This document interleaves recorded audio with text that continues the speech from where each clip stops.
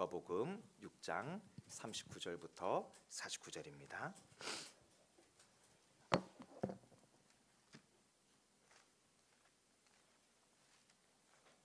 제가 먼저 39절 읽어 올리겠습니다.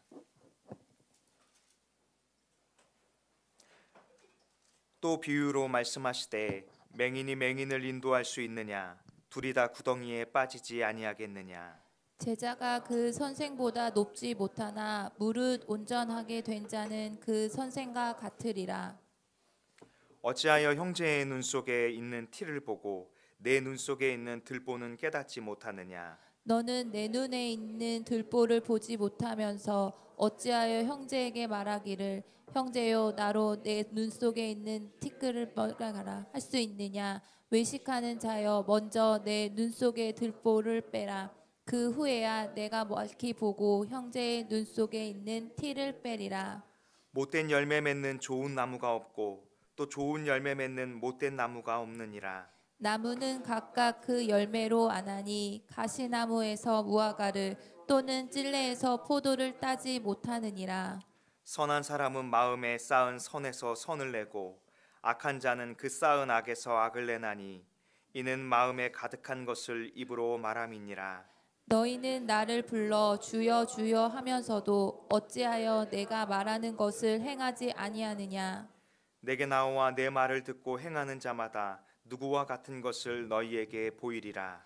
집을 짓되 깊이 파고 주추를 반석 위에 놓은 사람과 같으니 큰 물이 나서 탕류가 그 집에 부딪히되 잘 지었기 때문에 능히 요동하지 못하게 하였거니와. 같이요. 듣고 행하지 아니하는 자는 주추 없이 흙 위에 집 지은 사람과 같으니 탕류가 부딪힘에 집이 곧 무너져 파괴됨이 심하니라 하시니라. 아멘. 오늘은 예수님을 신뢰한다는 것은 이라는 제목으로 하나님의 말씀을 같이 나누길 원합니다.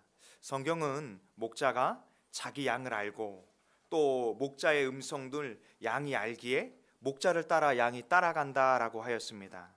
우리를 구원하신 구주 예수 그리스도를 신뢰한다는 것은 우리가 누가복음에서 가르치고 있는 것처럼 예수 그리스도를 따라가는 것이고 예수 그리스도를 닮아가는 것이고 주님이 우리에게 가르쳐 주신 말씀을 따라서 듣고 행하는 것이라 할 수 있습니다. 예수님을 신뢰하면 신뢰할수록 목자 되신 예수님을 따라서 비록 멀리 보이지 않지만 주님을 신뢰하기 때문에 주님이 우리를 선하신 길로 인도하여 주실 것을 믿기 때문에 주의 말씀을 따라가는 것입니다.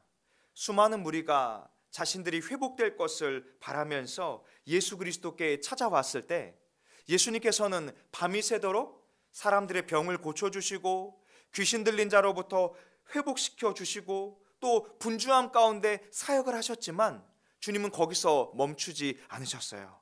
오히려 여러 복음서에 기록된 것처럼 산에서 기도하시러 가셨고 그곳에서 하나님의 뜻을 분별하며 또 하나님의 뜻을 이루기 위해서 힘쓰셨음을 우리는 볼 수 있습니다. 믿음으로 사역하는 것, 또 주를 위해서 힘쓰고 애쓰는 것이 굉장히 중요하지만 자칫 하나님의 뜻에서 벗어나서 우리가 우리의 열심으로 사역할 수 있음을 늘 경계하고 조심해야 할 것입니다.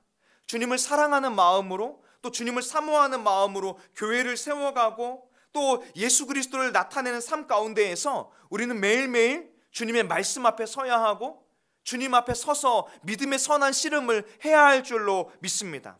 야곱이 야복 강가에서 밤이 새도록 주님과 씨름했던 것처럼 우리는 매일매일 믿음의 선한 싸움을 하면서 하나님이 우리에게 무엇을 원하시는지 어떤 길을 걷기를 원하시는지 하나님의 말씀을 분별하며 살아가야 할 줄로 믿습니다.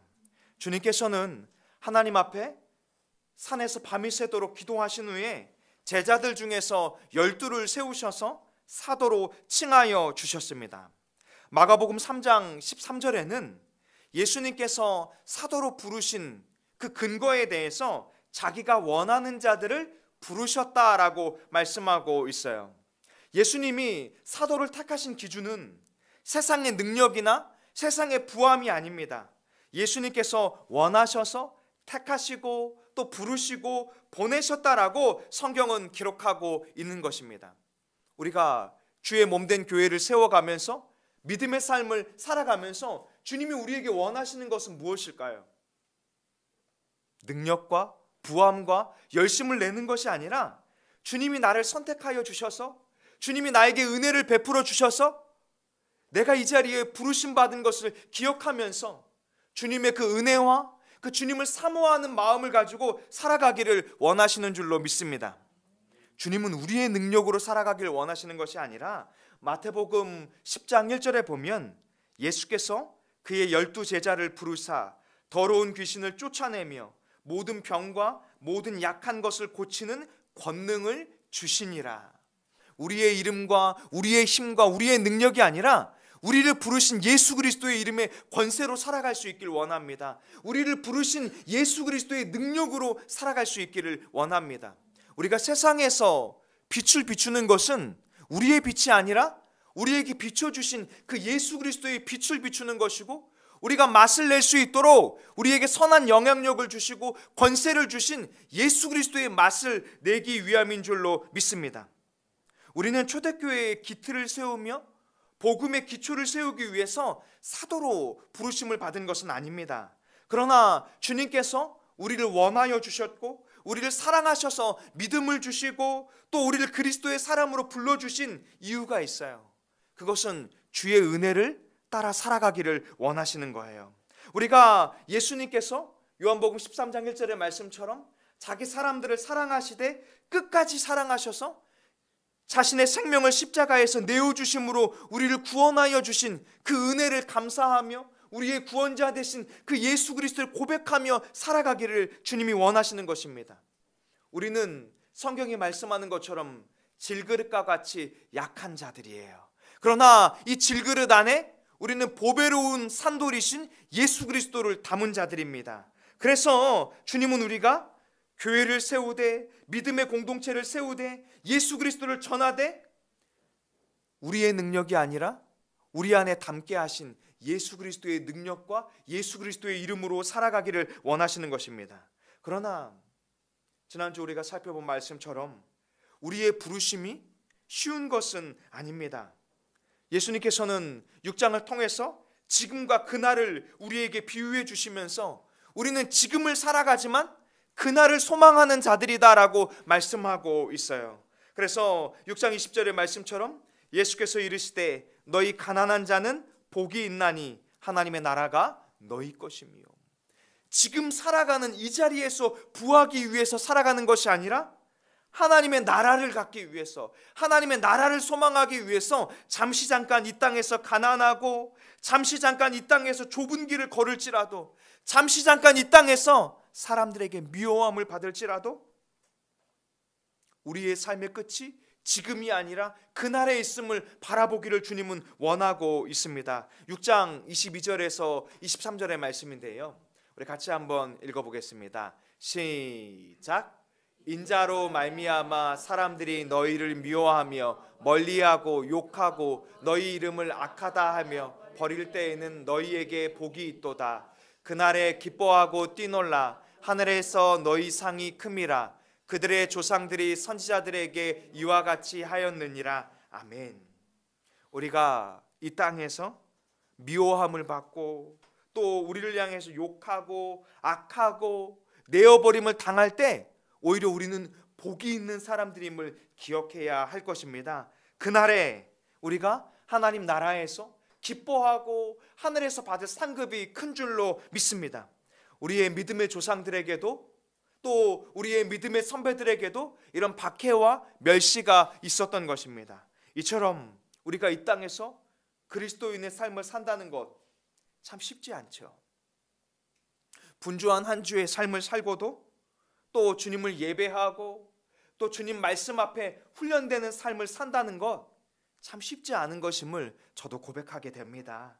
그러나 우리에게는 하늘 소망이 있기에 사람들에게 인정받기 위한 삶이 아니라 하나님께 인정받는 값진 삶을 살아가기 위해 주님을 신뢰하며 믿음의 삶을 살아갈 수 있기를 원합니다.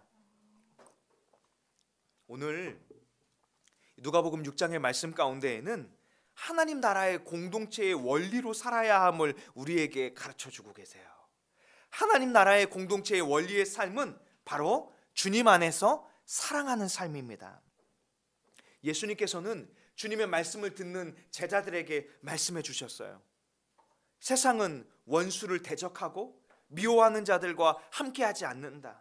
세상은 사랑하는 사람들을 사랑하고 미워해야 할 대상들을 분명하게 구분짓고 있다. 그러나 예수 그리스도의 제자들은 우리를 사랑하는 자들, 또 우리가 사랑할 만한 가치가 있는 대상만을 제한하지 말라라고 우리에게 가르쳐 주세요. 원수를 사랑하고 우리를 미워하는 자들을 선대하며 우리를 저주하는 자들에게 축복하고 또 우리를 모욕하는 자들을 위하여 너희가 기도해 주라라고 하세요. 계속해서 받아들이기 어려운 말씀인데요, 너희의 입뺨을 치는 자를 향해서 젖뺨도 돌려대며 너희의 겉옷을 빼앗는 자들을 향해서 속옷도 거절하지 말라라고 말하세요. 내게 구하는 것을 내가 만일 가지고 있다면 미루지 말고 내어주며 내 것을 가져갔을지라도 다시 받으려고 하지 말라라고 가르쳐 주세요. 여러분, 이 원리는 세상의 원리와 반대되는 원리잖아요. 우리 믿음의 사람들이라 할지라도 여러분 어떠세요? 원수를 사랑하실 수 있나요? 말 안 듣고 다른 길을 가는 자들을 향해서 미워하지 않고 오래 참아주고 용납하여주고 기도해주며 함께 하실 수 있나요? 여러분의 것을 빼앗는 자들, 다시 돌려받지 못할 것 같은 자들을 향해서 기꺼이 여러분이 가진 것들을 내어주실 수 있을까요? 그러면서 이거 먹고 떨어져라 이런 마음이 아니라 난 널 사랑하기 때문에 내 것을 내어주는 거야. 나는 이것을 내어주는 것뿐만이 아니라 너를 위해서 축복하고 기도해 줄 거야. 내가 주님 안에서 변화될 것을 나는 계속해서 기도하고 있을 거야. 여러분, 이런 마음으로 살아가실 수 있을까요? 저도 이런 마음들이 참 버거울 때가 많이 있어요. 그런데 주님은요, 우리에게 이 말씀이 바로 하나님 나라의 원리다라고 말하고 계세요.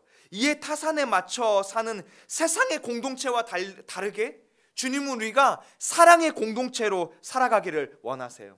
우리가 6장을 시작하면서 바리새인들과 서기관들, 유대인들이 안식일 규례로 예수님과 예수님의 제자들을 비판하고 정죄하려고 했지만 주님은 율법은 사람을 판단하기 위한 것이 아니라 생명을 살리는 것과 같다라고 말씀해 주셨어요. 이것을 우리는 황금률이다라고 했는데요, 여기 31절에 보면 남에게 대접을 받고자 하는 대로 너희도 남을 대접하라 라고 말합니다.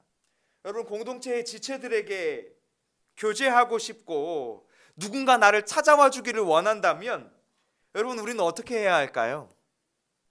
우리가 먼저 안부를 묻고 또 마실 수 있는 차를 대접하고 격려하라, 이렇게 말씀이 선포하고 있는 것입니다. 세상의 이치와 반대되는 하나님의 사랑의 원리로 행하기를 원하시는 거예요. 37절은 이렇게 말씀하는데요, 우리 37절을 한번 같이 읽어보겠습니다. 시작.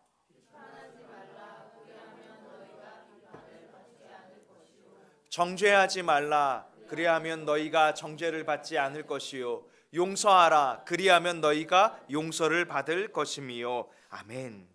우리가 헤아리는 그 헤아림으로 우리가 다시 헤아림을 받을 것이다, 이렇게 말씀하고 있는 것입니다. 비판받을 만한 행동을 하는 지체가 있다 할지라도 비판하지 않는다면 하나님이 우리를 비판하지 않으실 것이며, 우리가 정죄하지 않는다면 하나님이 우리를 정죄하지 않을 것이며, 우리가 어떤 지체를 용서하고 선대한다면 용서하고 주님이 우리를 선하게 베풀어 주실 것이다 라고 말씀하는 것입니다. 그런데 주님은 우리에게 이 말씀을 명령하셨지만 사실 하나님은 먼저 우리에게 이 말씀대로 행하셨어요. 원수되었던 우리를 하나님과 화목할 수 있도록 우리의 죄를 용서해 주셨고, 정죄받을 수밖에 없고 비판받을 수밖에 없는 우리를 그리스도 예수 안에 있는 자에게는 결코 정죄함이 없나니 이는 생명의 성령의 법이 죄와 사망의 법에서 너를 해방하여 주셨습니다.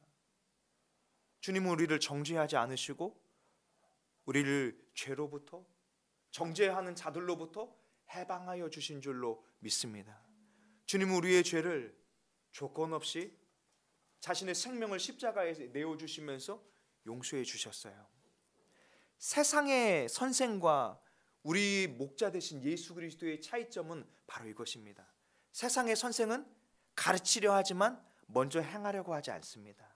그러나 예수 그리스도께서는 우리에게 이 말씀을 하시고 친히 십자가의 길을 걸으심으로 너희도 그리스도의 사람이라면 나와 같이 이 길을 걸어가라. 너희가 나를 신뢰한다면 나와 같이 이 십자가의 길을 걸어가라 라고 우리에게 말씀해 주세요.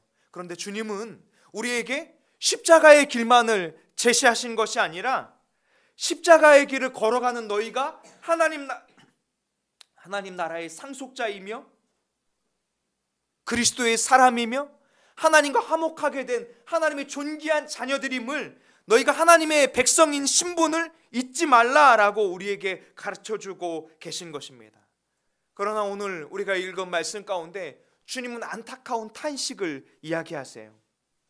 그리스도의 제자들임에 분명한데, 그리스도의 사람임에 분명한데 이 땅에서 여전히 세상의 원리로 살아가고 있음을 탄식하고 있는 것입니다. 주님은 우리가 그리스도의 제자가 되었다면 세상에서 돌이켜라 라고 말하는 거예요.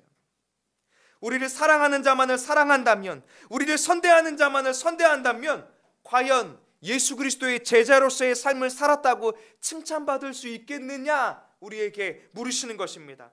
세상의 이치대로 우리가 다른 사람들에게 꾸어주고 베풀면서 그만큼 되돌려받기를 원한다면 제자의 삶을 살아간 것이냐라고 우리에게 묻는 것입니다. 그러므로 36절은 이렇게 말씀해요. 우리 36절 같이 한번 읽어보겠습니다. 시작.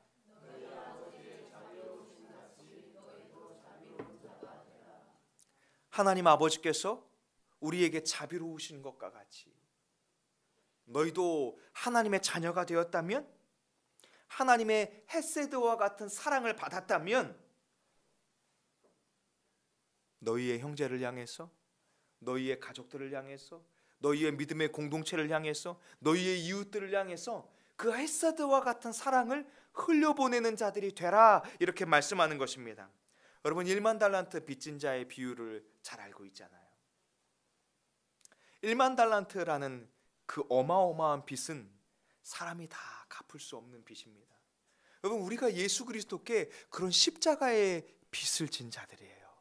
하나님의 은혜의 빚을 진 자들이에요. 그리고 주님은 우리에게 말씀해 주시기를 이 소자 하나를 섬기는 것이 그 은혜를 갚는 것이다. 이 소자 하나에게 베푼 것이 나에게 베푼 것이다. 이렇게 말씀해 주고 계세요.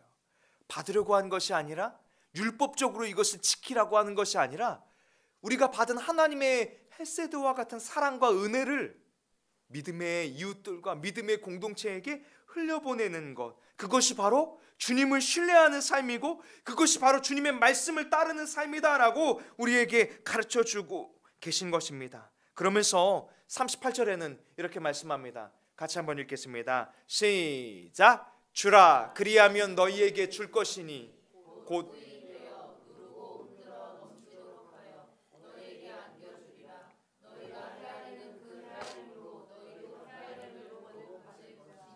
아멘. 주님이 우리에게 말씀해 주시기를 너희가 주라 그리하면 너희에게 내가 주리라 이렇게 말씀하세요. 너희가 후히 주어라 그러면 내가 넘쳐 흐르도록 너희에게 줄 것이다. 너희가 예수 그리스도의 이름으로 누군가를 헤아린다면, 하나님의 은혜로 그것을 흘려보낸다면 너희의 삶을 내가 책임질 것이다 라고 말씀하는 것입니다. 여러분 이 말씀을 어떻게 행할 수 있을까요?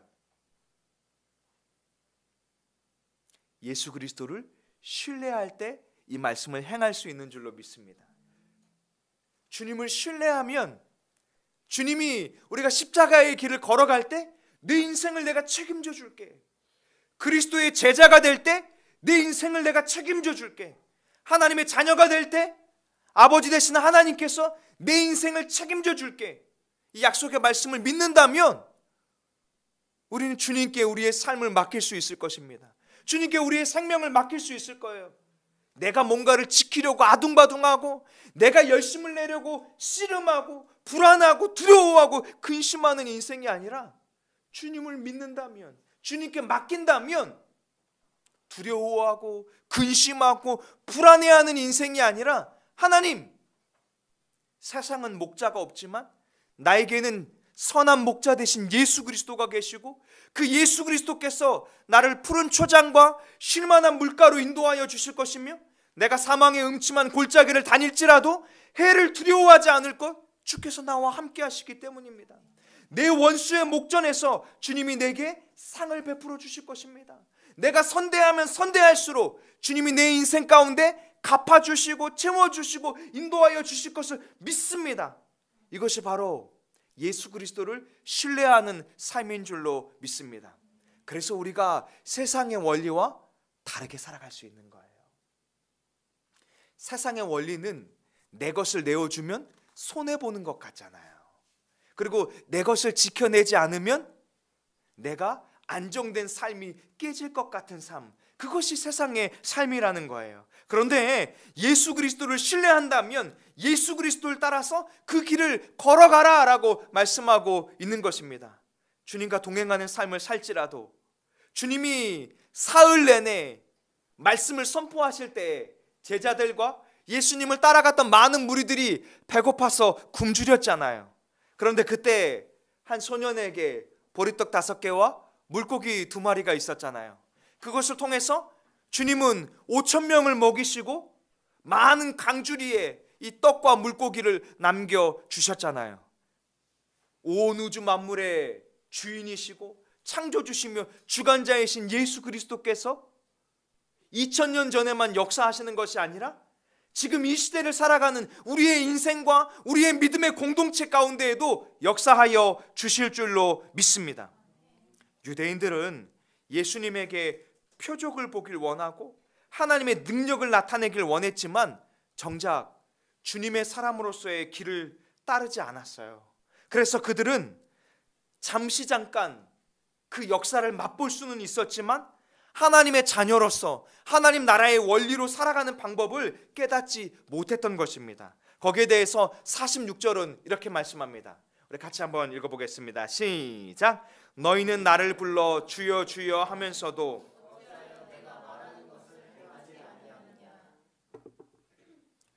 예수 그리스도를 주여 주여라고 부르고 있지만 정말 예수님을 주인으로 모시고 예수님을 구원자로 믿는다면, 예수님을 신뢰하기 때문에 그 예수님이 하신 말씀을 행하며 살아야 하는데 그렇게 살아가지 않는 것에 대해서 물으시는 거예요. 그러면서 비유로 이렇게 말씀하십니다. 맹인이 맹인을 인도할 수 있느냐 물으세요. 만일 맹인이 맹인을 인도한다면 둘 다 구덩이에 빠질 것이 아니냐. 혹시 우리가 영적인 맹인이 되어서 우리의 가족들을, 우리의 지체들을 인도하고 있는 것은 아니냐, 이렇게 물으시는 것입니다. 그러면서 제자가 선생보다 높지 않지만 선생의 가르침을 받아 온전하게 된 자는 선생과 같으니라 라고 40절에 우리에게 말씀해 주고 계신 것입니다. 제자가 예수 그리스도의 길을 따라간다면, 영적으로 깨어서 영안이 띄어져서 살아간다면 주님이 걸으신 십자가의 길과 같이, 예수님과 같이 우리가 그 길을 걸을 수 있다라고 말씀해 주고 계신 것입니다. 그러므로 믿음의 식구들이여, 예수 그리스도를 목자로 믿는다면 예수 그리스도의 양들인 우리가 주의 음성을 알고 목자를 신뢰하며 목자의 말씀을 따라 살아갈 수 있기를 원합니다. 예수님께서는 우리에게 이렇게 말씀해 주셨어요. 내가 걸어간 이 길을 너희도 걸어가야 한다. 내가 걸어간 이 십자가의 길을 너희도 하나님 나라에 가는 그날까지 걸어가야 한다. 십자가의 길은 넓은 길이 아니라 좁은 길이고 사람들에게 인정받는 길이 아니라 선지자들을 향해서 그랬던 것처럼 때로는 이 땅에서 잠시 잠깐 고난이 있겠지만 로마서의 바울의 고백과 같이 이 땅의 잠시 잠깐의 고난은 하나님 나라에서 받을 영광과 비교할 수 없다라고 말씀해 주신 줄로 믿습니다. 우리가 이 땅에서 주의 교회를 세워가는 것, 믿음의 삶을 살아가는 것, 어쩌면 이 길은 고독하고 외롭고 사람들이 인정해 주지 않을지 모릅니다. 또 이것 때문에 우리는 배고픔을 겪어야 하고 때로는 소외된 삶을 살아야 할지도 모릅니다. 그러나 이 길이 하나님이 기뻐하는 길임을 고백할 수 있다면, 이 길이 우리를 향하신 하나님의 뜻임을 바라볼 수 있다면 기꺼이 이 십자가의 길을 걸어가야 할 줄로 믿습니다. 주님은 우리에게 형제의 눈 속에 있는 티를 비판하면서 자신의 들보는 깨닫지 못하는 것에 대해서 안타까워하시면서 이렇게 말씀하고 계십니다. 42절의 말씀을 제가 한번 읽어 올리겠습니다. 너는 내 눈 속에 있는 들보를 보지 못하면서 어찌하여 형제에게 말하기를 형제여 나로 내 눈 속에 있는 티를 빼게 하라 할 수 있겠느냐. 외식하는 자여 먼저 내 눈 속에서 들보를 빼라. 그 후에야 내가 밝히 보고 형제의 눈 속에 있는 티를 빼리라. 우리가 예수 그리스도를 깨어 보지 못한다면, 주의 말씀 앞에 서지 못한다면 제 자신 역시도 마치 들보가 제 눈을 가리고 있는 것처럼 영적인 소경처럼 살아갈 수밖에 없을 거예요. 주님이 이 말씀을 우리 제자들에게 가르쳐 주시기 전에 먼저 하셨던 것처럼 산에서 밤이 새도록 하나님 아버지 앞에서 씨름했던 것처럼 깨어 기도하고 주님의 말씀 앞에 분별하지 않는다면 우리는 영적인 소경으로 살아갈 수밖에 없어요. 하나님의 말씀을 또 깨달았다 할지라도 겟세마네 동산에서 땀이 핏방울이 되기까지 그 말씀을 붙들고 기도함으로 씨름하지 않는다면 우리는 말씀을 알지만 말씀을 행하는 자가 될 수 없을 것입니다.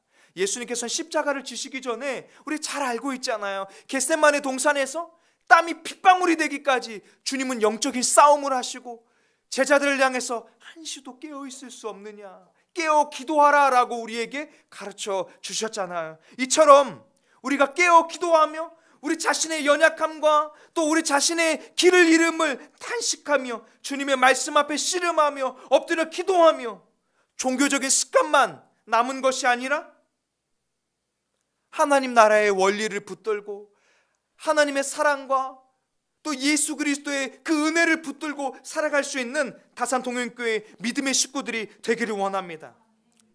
못된 열매를 맺는 좋은 나무가 없는 것처럼 좋은 열매를 맺는 못된 나무는 없다라고 하세요. 나무는 각각 그 열매로 그 나무의 어떠함을 판단받게 될 것입니다. 가시나무에서 무화과가 맺을 수 없는 것처럼, 찔레에서 포도 열매를 맺지 못하는 것처럼 선한 사람은 마음에 쌓은 선을 낼 것이고 악한 자는 마음에 쌓은 악을 내게 될 것입니다. 결국 자신의 마음에 무엇을 채웠는가에 따라서 입으로 고백하고 생각하고 행하게 된다라고 주님은 말씀하고 있는 것입니다. 우리가 만일 주의 말씀을 듣고 행하지 않는다면, 주님의 길을 걷지 않는다면 주님은 주추 없이 흙 위에 지은 집과 같다라고 말씀하세요. 탕류가 우리에게 부딪히면 집은 곧 말씀처럼 무너져 파괴됨이 심하게 될 것이다 라고 우리에게 경고하고 계십니다. 그러나 집을 짓 때 반석 위에 짓는다면 48절은 이렇게 말씀합니다. 같이 한번 읽겠습니다. 시작. 집을 짓 때 깊이 파고 주추를 반석 위에 과 같으니 큰 물이 나서 탕류가 그 집에 부딪히되 잘 지었기 때문에 능히 요동하지 못하게 하였거니와. 아멘. 여러분, 우리가 믿음의 집을 짓 때 예수 그리스도의 반석 위에 깊이 놓인 사람들이 될 수 있기를 원합니다. 바다에 있다 보면 파도가 없기를 원할 수는 없잖아요. 그거는 맹신인 것 같아요. 그런데 우리는 어때요? 인생에 파도가 없기를 기도하죠. 그러나 주님은 말씀하시기를 파도가 없을 수는 없지만 예수 그리스도의 주추 위에, 반석 위에 집을 짓는다면 그 파도가 탕류가 밀려온다 할지라도 능히 그 집을 반석 위에서 흔들 수 없을 것이다, 능히 요동하게 하지 못할 것이다 라고 우리에게 말씀해 주고 계신 것입니다. 사랑하는 다산동행교회 믿음의 식구들이여, 하나님의 말씀을 듣고 예수 그리스도와 동행하며 예수 그리스도께서 걸으신 그 십자가의 길을 걸어갈 수 있기를 원합니다. 그 길을 걸어갈 수 있는 방법은 딱 하나예요. 예수 그리스도를 신뢰하는 것입니다. 예수 그리스도를 경외하는 것이고, 주님이 우리를 얼마나 사랑하시는지, 주님이 우리를 사랑하셔서 우리에게 구원의 은혜를 베풀어 주시기 위해서 십자가에서 어떤 은혜를 베풀어 주셨는지를 바라보는 것입니다. 우리의 열심이나 우리의 노력이 아니라 그 사랑을 충만하게 입었을 때, 그 은혜를 충만하게 입었을 때, 주님을 신뢰할 때 마치 어린아이와 같은 자들이 천국에 있는 자들이다라고 말씀하는 것처럼 어린아이는 의심하지 않잖아요. 계산하지 않잖아요. 이것이 나에게 손해가 되는가 이익이 되는가 판단하지 않잖아요. 어린아이는 어때요? 주님이 따라가라고 하면 그냥 그 길을 가죠. 이 길이 맞다고 하면 목자를 따라서 그 길을 가죠. 우리 믿음의 식구들이 그렇게 예수 그리스도를 신뢰하며 하루하루 믿음의 삶을 살아낼 수 있기를 원합니다. 주님의 그 사랑 안에서, 그 은혜 안에서 이것이 나에게 베풀어 주신 하나님의 말씀이니 이 길은, 이 말씀은 선한 것이고 나를 하나님의 사람으로 성장시켜 주실 것이고 나를 하나님의 사람으로 성숙시켜 주실 것이고 주님이 내 손을 결코 놓지 않으시고 이 길을 함께 걸으실 것을 믿으며 한 주간에도 주님과 동행하는 삶을 살아갈 수 있기를 소망합니다. 기도하겠습니다.